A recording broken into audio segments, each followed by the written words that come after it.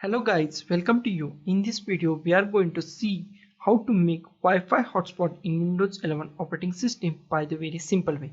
First of all, just go to the start and type settings and click on the settings.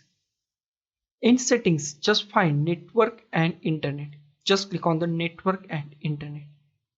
Here we find mobile hotspot. Click on that mobile hotspot.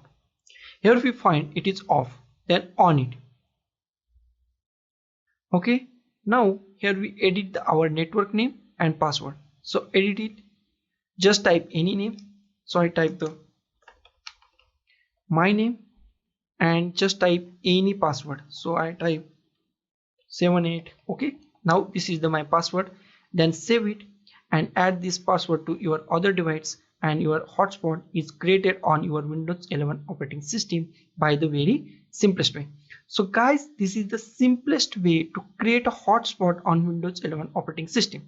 So guys, thank you for watching this video, and don't forget to like, share, comment on this video, and don't forget to subscribe the channel. Thank you guys.